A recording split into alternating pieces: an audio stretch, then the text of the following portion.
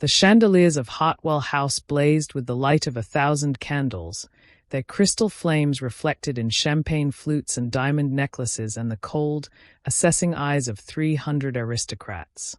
Miss Arabella Whitmore stood at the edge of the ballroom, her silk gown catching the light like spun gold, and felt the familiar weight of being watched, not admired, but examined. Evaluated. Found wanting. She had been standing alone for exactly 12 minutes. She knew, because she had counted every one.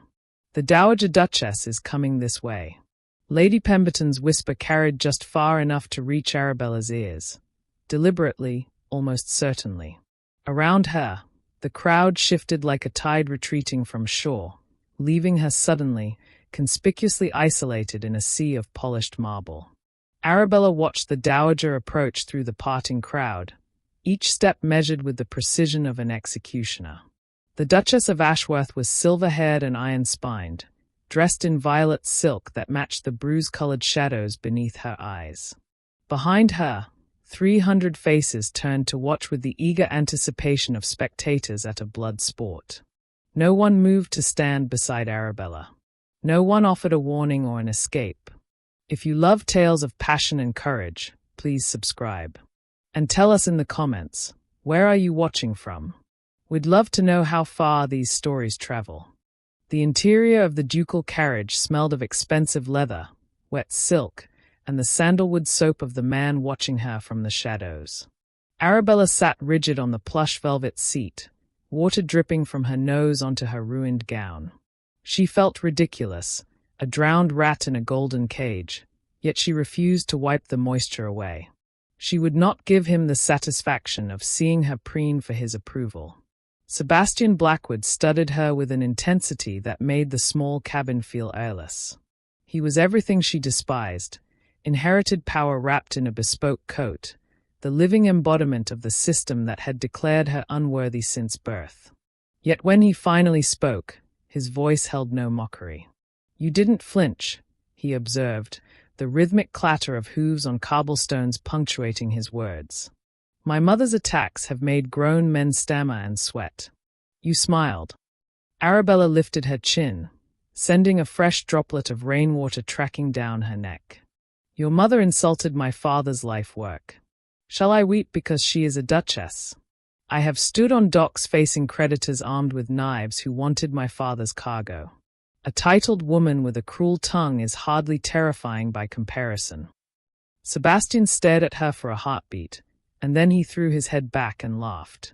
It was a rich, genuine sound that cracked his aristocratic veneer wide open, startling Arabella into silence. She had expected disdain. She had prepared for pity. She had not expected a duke who laughed like a man. "You are extraordinary, Miss Whitmore," he said, the amusement lingering in his eyes. "And what will you do now? London will be unbearable for you." "Then I shall leave London. I have purchased a property in the country. Ravenscourt." The amusement vanished from his face instantly, replaced by a sharp, sudden stillness. "Ravenscourt," he repeated. "You've bought the estate bordering Ashworth Park. Does that displease your grace?" Arabella asked, unable to suppress a flicker of satisfaction. "Your mother will be delighted to have me as a neighbor, I'm sure." "It complicates things," he murmured, his gaze drifting to her mouth before snapping back to her eyes. The carriage rolled to a halt outside her father's townhouse. The footman opened the door, letting in a gust of wind and rain, but Sebastian leaned forward, his hand catching her wrist before she could alight. His skin was warm against her cold, damp glove. "A word of advice, Miss Whitmore," he said, his voice dropping to a low, serious register. "My mother never forgets a slight. You made a powerful enemy tonight." Arabella looked down at his hand on her wrist, then up into those storm-gray eyes. She didn't pull away. "I didn't make an enemy, Your Grace," she said softly. "I revealed one." She pulled her hand free and stepped out into the night, leaving him staring after her from the darkness of the carriage. As she climbed the steps to her front door, shivering in the cold rain, Arabella realized her heart was hammering against her ribs, not from fear, and not from the cold. She felt something she hadn't felt in years. Not hope, certainly, but interest. She had found a worthy opponent, perhaps. Or something dangerous, something electric, something more. Ravenscourt was less a manor and more a mausoleum of good intentions. Plaster peeled from the Georgian facade like sunburned skin, and the gardens were a riot of neglect, choked by brambles that had long ago swallowed the roses. Yet, Arabella breathed easier here than she had in years. London had declared her socially dead, invitations had ceased, and her father's business partners had suddenly found themselves too busy to meet. But the dead had no need for pretenses. She traded her silks for practical serge and threw herself into the restoration with the ruthless efficiency of a fleet admiral. The local villagers, initially skeptical of a tradesman's daughter playing lady of the manor, warmed quickly to the crisp authority of her coin and the fact that she inspected the roof repairs herself. Then the storm came, rolling over the hills with a violence that rattled the window panes. Restless, driven by a quiet fury she couldn't quite extinguish, Arabella pulled on a heavy cloak and went to check the perimeter wall where the masonry was crumbling. Under the gnarled roots of an ancient oak near the estate boundary, she found him. A boy, no older than 7, huddled in the mud, soaked to the bone and shaking so hard his teeth chattered. His dark hair was plastered to his skull, and his eyes, huge and terrified, were fixed on the lightning splitting the sky as if it were a monster coming to devour him. "Hello," she said softly, dropping to a crouch. He flinched, pressing himself harder against the bark. He didn't speak. He didn't move. He just stayed. Arabella didn't ask his name. She didn't demand he stand up or ask where his nursemaid was. Instead, she sat down right there in the slurry of mud and dead leaves, ruining her skirts without a second thought. She leaned back against the tree, her shoulder brushing his, offering warmth without pressure. "I knew a knight once," she said, raising her voice just enough to be heard over the rolling thunder. "Sir Barnaby. He had the sharpest sword in the kingdom and armor made of silver. But do you know a secret? He was terrified of thunder. He thought the sky was cracking open." The boy's shivering slowed. He turned his head an inch, listening. "So, whenever it stormed," Arabella continued, weaving the fiction with the same soothing cadence her father used to calm nervous investors, "Sir Barnaby would sit under a tree just like this one. He would hold on to the roots, because roots know how to hold on when the world shakes. And he learned that being brave isn't about not being scared. It's about staying put until the rain stops." The rain lashed their faces, cold and unforgiving. Arabella waited. Slowly, a small, cold hand crept out of a sodden sleeve and found hers. She squeezed it gently, an anchor in the gale. He looked up at her, water streaming down a face that bore a haunting, angular resemblance to the Duke she had met in the carriage. His lips parted, trembling with effort. "Don't leave me." The voice was rusty, unused. Arabella's heart fractured. She didn't know then that Lord Christopher Blackwood hadn't spoken a word in 6 months, not since a storm just like this one had taken his parents. She only knew that he was drowning, and for the second time in 3 weeks, she offered shelter. "I'm not going anywhere," she promised, tightening her grip. "I'm right here." The door to the Ravenscourt kitchens burst open with enough force to rattle the copper pans hanging from the ceiling. Sebastian Blackwood stood in the threshold, water dripping from his greatcoat, his chest heaving. He looked wild, panic and fury warring in his eyes, until his gaze landed on the small figure seated at the scarred wooden table. Christopher was safe. Dry, wrapped in a blanket that was far too large for him, holding a half-eaten scone. Arabella sat beside him, one arm wrapped protectively around his shoulders, her cheek resting against the top of his head. Relief hit Sebastian so hard he almost staggered, but habit hardened it instantly into anger. He strode forward, his voice thundering in the warm, quiet room. "What have you done to him?" Arabella didn't flinch. She turned her head slowly, her eyes cool and dangerous. I found him terrified and alone in a thunderstorm. I gave him shelter, warmth, and food. What have you done for him lately, Your Grace? The question struck Sebastian like a physical blow. He recoiled, the accusation cutting deep into the guilt he carried every waking moment. How dare she? How dare this tradesman's daughter judge him when he had spent 6 months hiring every specialist in Europe, agonizing over every silence? He opened his mouth to flay her with words, but a small, rusty voice cut him off. Uncle. Sebastian froze. The kitchen went deathly silent. Even the fire seemed to hold its breath. Christopher looked up, crumbs on his chin, his dark eyes pleading. Don't shout at her. She told me a story. About a night. He was afraid of storms too. The world tilted on its axis. Sebastian stared at his nephew, the boy who hadn't uttered a syllable since the carriage went off the bridge, who had retreated into a fortress of silence so impenetrable that Sebastian had begun to despair he would ever return. And here he was, speaking, defending a stranger, talking about knights.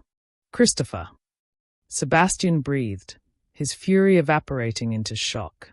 He took a hesitant step forward, as if afraid the boy might shatter. He was brave, Christopher added softly, leaning back into Arabella's side. But he needed roots to hold on to.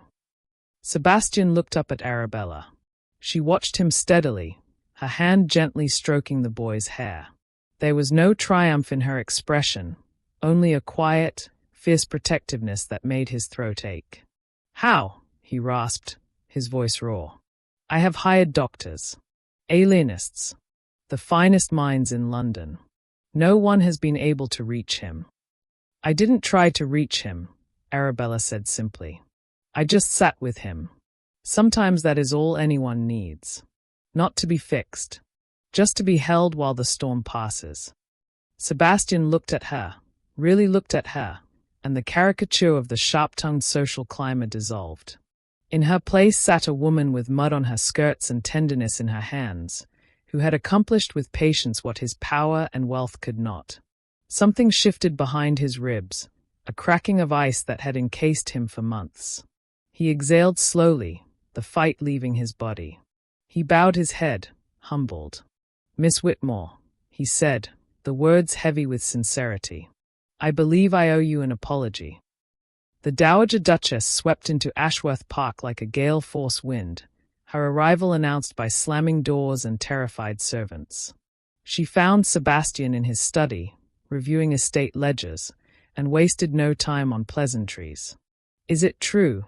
She demanded, stripping off her gloves with violent precision.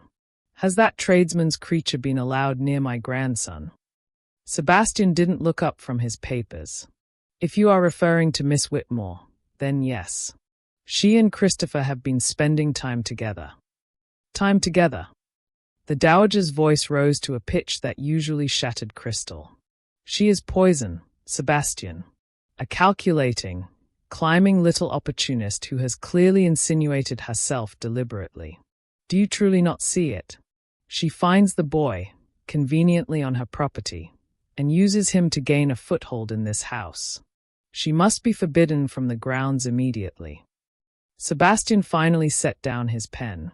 He looked at his mother, seeing the fear beneath her fury, but feeling no sympathy for it. I will not forbid her, mother. Christopher spoke. The Dowager froze. What? He spoke. For the first time in 6 months. Because of her.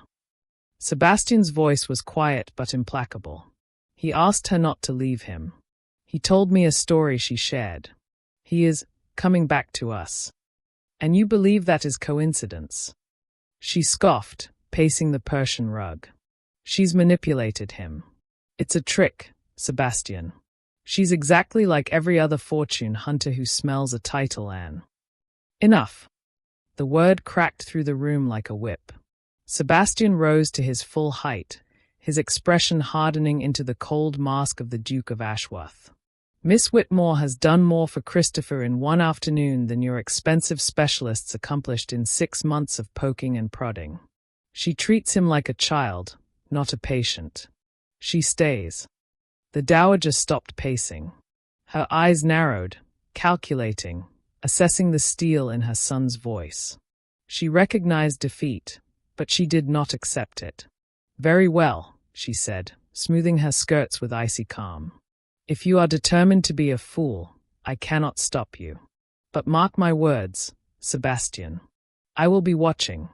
And when that woman shows her true colors, and she will, because blood always tells, you will regret not listening to me." She swept out, leaving the scent of lavender and judgment in her wake. Across the valley at Ravenscourt, Arabella stood by her library window, watching the rain clouds gather. She knew what people were saying. The whispers had already started in the village, that the Whitmore girl was scheming, using a grieving child to claw her way into the Duke's bed. It was ugly and dangerous, and precisely what she had spent her life avoiding. She should stop. She should close her door and focus on her renovations and let the aristocracy rot in their misery. Then a small knock sounded at the front door. She opened it to find Christopher standing there, clutching a battered copy of Robinson Crusoe to his chest, looking up at her with hopeful, anxious eyes. "Will you read to me, Aunt Bella?" he asked softly. "Please." Arabella looked at the boy, then at the grey silhouette of Ashworth Park in the distance, where she knew the dowager waited like a spider in a web. She smiled and stepped back to let him in. "Of course I will." Some battles, she decided as she closed the door against the wind, were worth the war. The arrangement was struck in the library, over tea that neither of them drank. Sebastian offered a position that defied categorization, neither governess nor guest, but a companion for Christopher. Arabella accepted, but her terms were absolute. She would not be treated as a servant, she would not affect false heirs, and the dowager was to keep her distance. Sebastian agreed, signing the invisible treaty with a nod that felt more like a surrender than a victory. What followed was less an education and more a revolution. The staff of Ashworth Park, accustomed to hushed tones and rigid schedules, watched in fascination as Arabella dismantled the mausoleum Christopher lived in. Lessons were no longer confined to the schoolroom. Instead, they took place in the woods, by the stream, or halfway up an oak tree. "Mathematics," she declared one morning, holding up a basket of pastries, "is entirely useless unless applied to scones." Christopher learned subtraction by eating the evidence, laughing for the first time in months as crumbs dusted his jacket. The dowager watched from the terrace, her face pinched with horror. "This is education," she hissed to anyone who would listen. "Running about like savages? The boy will grow up a heathen." But Christopher was thriving. The shadows under his eyes faded as he slept through the night, his nightmares chased away by days filled with forts and frogs. He began to ask questions again, his curiosity unspooling like a kite string. And, most dangerously of all, he started calling her Aunt Bella. Sebastian watched it all. At first, he observed from his study window, a silent sentinel behind the glass. Then, he began to find reasons to inspect the grounds, checking fences that needed no repair, speaking with gardeners who had nothing to report, just to be near the sound of their voices. One golden afternoon, he found them by the river. Arabella stood on the bank, skirts hitched up, demonstrating the perfect wrist flick for skipping stones. "It's all in the angle," she was saying seriously. "You have to believe the water is solid for just a second." Sebastian watched as her stones skipped 4, 5, 6 times before sinking. Without thinking, he removed his coat, tossed it onto the grass, and rolled up his shirt sleeves. "May I try?" Christopher gasped, delighted. Arabella just raised an eyebrow and handed him a flat grey slate. He threw it. It sank immediately with a pathetic plunk. Arabella laughed, a bright, unguarded sound that did strange things to Sebastian's chest. "Pathetic, Your Grace. Truly tragic." "I am out of practice," he defended, reaching for another. "It skipped twice." "Better," she allowed, picking up a smooth pebble and sending it dancing across the surface. 7 skips. But still woefully inadequate. Where did a merchant's daughter learn to skip stones? He asked, watching the sunlight catch the stray curls escaping her pins. Surely not in a drawing room. The docks, she said simply, wiping her hands on her skirt. My father took me with him everywhere. I grew up waiting for tides and skipping stones into the harbor. Does that horrify you? He looked at her, windblown, vibrant, utterly unapologetic about who she was and where she came from. He thought of the stifling drawing rooms of his youth, the endless rules, the crushing weight of expectation. No, he said softly. It intrigues me. That night, Sebastian sat by the fire, staring into the flames. For the first time in his life, the certainty of his world wavered. He thought of his mother's rigid dictates, her obsession with bloodlines and propriety. And then he thought of Arabella laughing by the river, and the life returning to Christopher's eyes. What if, he wondered, Mother is wrong about everything? The routine settled over Ashworth Park like the first warm days of spring. Arabella arrived each morning, bringing chaos and color into the grey stone halls, and Sebastian found himself orbiting her gravity. He told himself it was supervision. He told himself he was merely observing his nephew's education. But supervision did not require lingering in the doorway while she read Robinson Crusoe aloud, nor did it explain why he found himself debating crop rotation with her over luncheon, captivated by the way her eyes flashed when she spoke of tenant rights. He was there when she bandaged Christopher's scraped knee, her hands gentle and sure. He was there when she taught the boy to identify bird calls. He was there, simply because anywhere she wasn't felt suddenly, intolerably empty. One evening, a storm rolled in off the moors, rattling the library windows with gusts of rain that sounded like handfuls of gravel thrown against the glass. Christopher had been tucked in hours ago, soothed by Arabella's promise that the house had strong roots.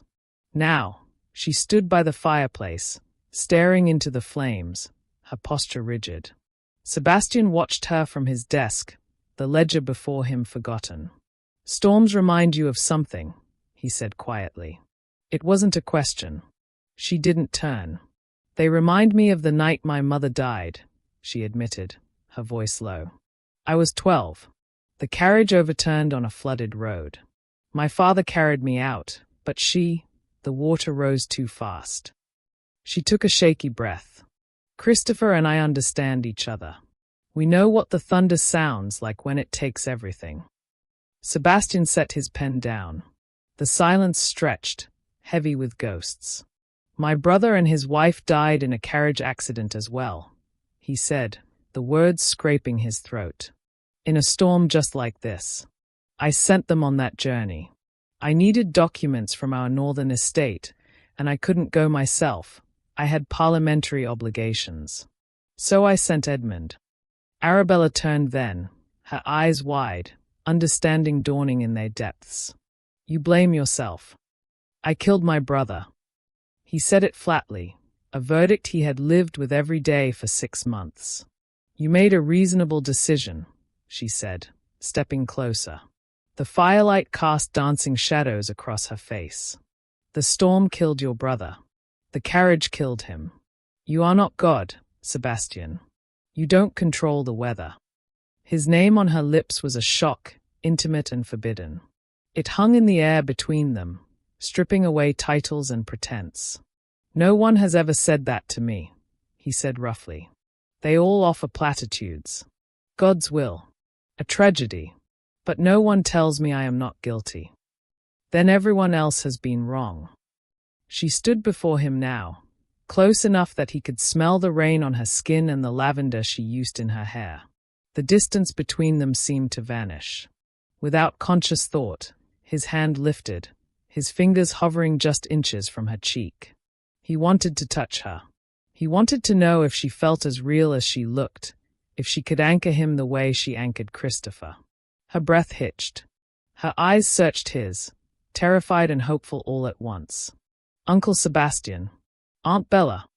The small voice from the doorway shattered the moment. They sprang apart as if scalded. Christopher stood there, rubbing sleep from his eyes, clutching his blanket. "I had a bad dream," he mumbled. "Come here," Arabella said, her voice shaking only slightly as she went to him. Sebastian watched them go, his hand still tingling where he almost touched her. Something had shifted, tectonic and irreversible. The ice was gone, and in its place was a fire that terrified him far more than the cold ever had. The air at Ashworth Park grew thick with things unsaid. It was in the brush of sleeves as they passed in the corridor, the electric jolt when their fingers met over a teacup, the way Sebastian's gaze followed Arabella across a room like a compass needle finding north. The servants noticed, maids whispered behind hands, and the dowager's eyes narrowed into slits of suspicion. Even Christopher, with the artless observation of a child, asked over breakfast why Uncle Sebastian's face looked less like a thunderstorm these days. It finally broke on a Tuesday, in the Rose Garden, over an argument about literature. "Dickens is sentimental," Sebastian insisted, pacing the gravel path. "He manipulates the reader's emotions with the subtlety of a sledgehammer." "He writes with heart," Arabella countered, standing her ground by a trellis of climbing white roses. "Something you aristocrats might find confusing, given how rarely you use yours." Sebastian stopped pacing. He turned to look at her, the sunlight catching the sharp planes of his face, and the playful irritation in his eyes vanished, replaced by something dark and desperate. "I can't do this anymore," he said abruptly. Arabella faltered. "Do what?" "Argue about books." "Pretend," he rasped, stepping closer. "Pretend I don't think about you constantly. Pretend I'm not counting the hours until you arrive each morning like a schoolboy waiting for the bell. Pretend that when my entire household whispers that I am falling in love with you, they are wrong." The world seemed to stop. The bees in the roses went silent. "Sebastian, tell me I'm wrong," he demanded, close enough now that she could see the flecks of gold in his gray eyes. "Tell me you don't feel it too. Look me in the eye and tell me I am imagining this." She should lie. It was the only safe thing to do. Lying would protect her from the dowager, from the scandal, from the inevitable heartbreak of loving a man she could never have. But Arabella Whitmore had faced down creditors and storms and dukes, and she had never once been a coward. "I feel it," she whispered, the admission tearing from her throat. "I have tried not to. God knows I have tried. But I feel it." He didn't give her time to regret it. He kissed her, not with the polite restraint of a gentleman, but with the desperate hunger of a starving man. His hands tangled in her hair, pulling her against him, and Arabella shattered. She kissed him back with everything she had suppressed for years. Every door slammed in her face, every sneer about her father's trade, every time she had been told she wasn't enough. When they finally broke apart, gasping for air, the reality of what they had done crashed down around them. "This can't happen," Arabella said, stepping back, her hands trembling. "You know it can't. Don't." His voice was rough, his hands reaching for her again. "Don't tell me what you are. I know what you are. You are brilliant. You are brave. You are the first person to make me feel alive since Edmund died. You are the only person Christopher trusts. Tell me that is not enough." "It is not enough for your world, Sebastian. They will destroy us." "Then damn my world," he vowed, his eyes blazing. "I will build a new one." Sebastian wasted no time. 3 days later, he summoned Arabella to the library, not for a lesson or a discussion about Christopher, but for something far more dangerous. He stood by the fireplace, nervousness vibrating off him in waves, clutching a small velvet box as if it were a live grenade. "I have made a decision," he announced the moment the door clicked shut. "I want you. Society be damned, my mother be damned. I want you to be my wife." He opened the box. Inside sat a ring of sapphires and diamonds, heavy with history, his grandmother's ring. He spoke of love, of partnership, of the life they could build here at Ashworth Park, away from the prying eyes of London. Arabella stared at the ring, her heart fracturing in her chest. It was beautiful. It was everything she had never dared to dream of. "No," she said. Sebastian froze. The hope on his face shattered into confusion. "What?" "I cannot marry you, Sebastian." "You love me," he said, stepping forward, his voice rising in disbelief. "I know you do. You admitted it in the garden." "I do love you," she said, her voice trembling. "That is exactly why I cannot marry you." "That makes no sense. Doesn't it?" She looked around the library, the heavy drapes drawn against the day, the privacy, the secrecy. "You propose to me here, in the shadows. You offer me a ring where no one can see. You speak of defying society, but you haven't actually defied anything yet. You haven't told your mother. You haven't told the ton. I wanted to ask you first." "You wanted to secure your rebellion in private," she interrupted, tears stinging her eyes. "I won't be that for you, Sebastian. I won't be the woman you love in the dark while you escort Lady Cecilia to ballrooms in the light. I won't be the scandalous secret you keep at your country estate." "That is unfair," he snapped, hurt flashing in his eyes. "I intend to make it public eventually." "Eventually is not enough. Not for me." She pulled her hand from his grasp, the loss of his touch aching like a phantom limb. "I have spent my entire life being told I am not quite good enough. Not quite proper enough. Not quite worthy. I will not accept that from the man I love." She backed toward the door. "When you are ready to propose to me in front of the ton, when you are ready to choose me publicly, proudly, without shame or hesitation, then I will believe you mean it.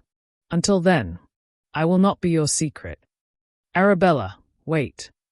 She didn't wait. She turned and fled, leaving him standing alone in the silent library, the ring still in his hand. She wept the entire ride back to Ravenscourt. She cried for the love she had found and the pride that forced her to walk away from it. She had just destroyed her only chance at happiness, she knew. But as she watched the grey walls of Ashworth Park fade into the distance, she knew she had made the only choice she could. She was Arabella Whitmore. She would be a duchess, or she would be nothing. But she would never, ever be a secret. The Dowager Duchess did not fight with swords. She fought with ink and whispers. Within days of Arabella's refusal, the London papers erupted with venom. "The scheming merchant's daughter," the headlines screamed, detailing how a certain Miss W. had entrapped the Duke's vulnerable heir to secure a fortune. Lady Cecilia, sensing blood in the water, whispered in drawing rooms that Arabella had seduced the Duke, that she was with child, that her father's business was a front for smuggling. The impact was immediate and devastating. Arabella's father wrote from London that contracts were being cancelled. Ships were held at port by suddenly zealous customs officials. The Whitmore Empire was bleeding. The message was brutal in its simplicity: leave or be destroyed. Arabella stood in the hallway of Ravenscourt, surrounded by packing crates. She had no choice. She could weather insults to herself, but she would not let her father's life work be dismantled because she had dared to love a duke. "You promised," Christopher sobbed, clinging to her skirts with desperate strength. "You promised you wouldn't leave." Arabella knelt, her own heart breaking as she cupped his tear-stained face. "I'm not leaving you because I want to, sweetheart. I'm being sent away. There is a difference." "Then fight," he cried, his small face fierce with the courage she had taught him. "You told me the brave knight fought even when he was afraid. Why won't you fight?" The question hung in the air, shaming her. Out of the mouths of children. She kissed his forehead, unable to answer, and stepped into the carriage that would take her back to London, and away from the only home she had ever truly wanted.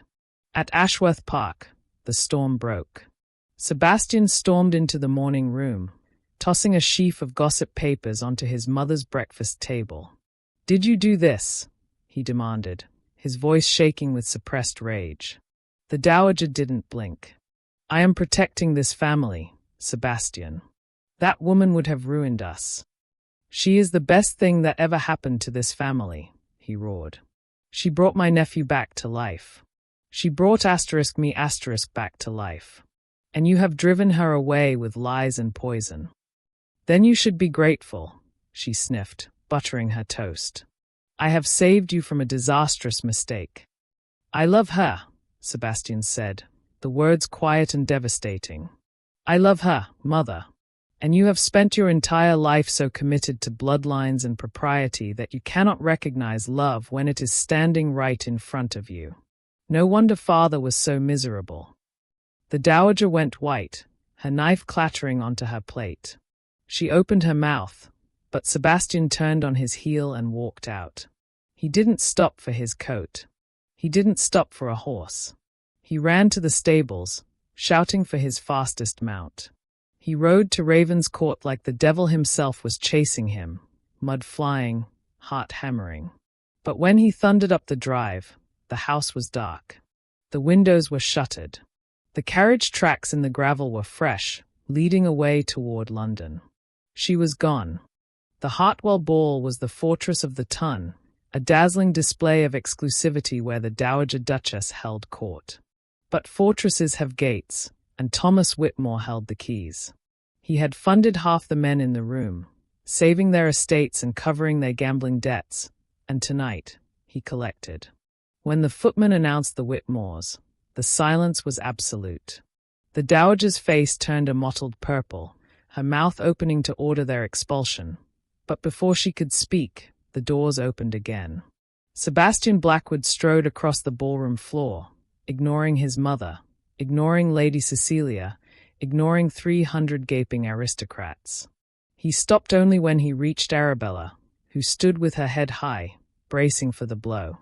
Miss Whitmore, his voice carried to the rafters. It has come to my attention that I proposed to you in an insufficiently public manner. I would like to rectify that. He dropped to one knee. The collective gasp sucked the air from the room. I love you, Sebastian declared, his eyes locked on hers. Not despite your origins, but including them. You are brilliant, brave, compassionate, and exactly the woman I want to spend my life with. I am proposing to you here, now, in front of every person who told you that you weren't good enough. I am telling them, and you, that they were wrong. This is absurd. The dowager pushed forward, her voice shrill. Sebastian, get up this instant. She makes Uncle Sebastian happy. The room swiveled. Christopher stood in the doorway, dusty from stowing away in a carriage, looking small but fierce. Aunt Bella is kind and good, his high voice rang out. She makes Uncle Sebastian laugh. And she never made me talk when I didn't want to. She just sat with me and loved me anyway. Why do you want to make them sad? The question hung in the air, unanswerable and damning. The Duchess of Pemberton stepped forward, a smile playing on her lips. Well said, young man. She turned to Arabella. Miss Whitmore, I believe you are being asked a question. Arabella looked down at Sebastian, seeing the pride and love in his eyes. Yes, she said, her voice steady. Yes, you impossible, stubborn, wonderful man. I'll marry you. He rose and kissed her, and the applause, led by the Duchess of Pemberton, was deafening. The dowager, outmaneuvered by a child and a merchant's daughter, retreated in cold silence. The wedding at Ravenscourt was a riot of joy in early summer. Thomas Whitmore wept openly as he walked his daughter down the aisle. Christopher took his duties as ring-bearer with solemn gravity, and even the dowager sat in the back, expression frozen but present. Sebastian vowed to never hide her again. Arabella vowed to beat him at chess for the rest of their lives. 5 years later, Ashworth Park was no longer a mausoleum, but a home that rang with noise. Christopher, now 12, raced through the halls chasing his cousin Thomas, while 5-year-old Eleanor demanded her father carry her immediately. Arabella, reviewing shipping manifests as a full partner in her father's business, looked up as a frazzled Sebastian entered. Our children are savages, he announced, dropping onto the sofa. They get it from you, she teased. I was always dignified. You are boring. I fixed you. He pulled her close. You fixed all of us. Even your mother. As if summoned, the dowager appeared in the doorway. Eleanor, stop shrieking, she commanded. Ladies do not shriek. They project. Grandmother. Eleanor barreled into her, and the dowager, miraculously, bent to receive the hug. Perhaps even mother, Sebastian admitted. That night on the terrace, watching the stars, Arabella leaned into her husband's warmth. Any regrets? Only that I didn't walk out of that ballroom after you 5 years ago, he murmured. They said a tradesman's Chit couldn't be Duchess. And I said, watch me. You did more than that. He tilted her chin up, his grey eyes soft. You made me watch. You made me see that worth isn't blood, but character. You didn't just become a duchess, Arabella. You became my heart. She kissed him slow and deep, while inside the house, a child laughed, an old woman smiled, and a family built on love settled into a peaceful, defiant joy. The end. A new story awaits you on the screen right now. Click it to discover another world of passion, heart, and unforgettable courage.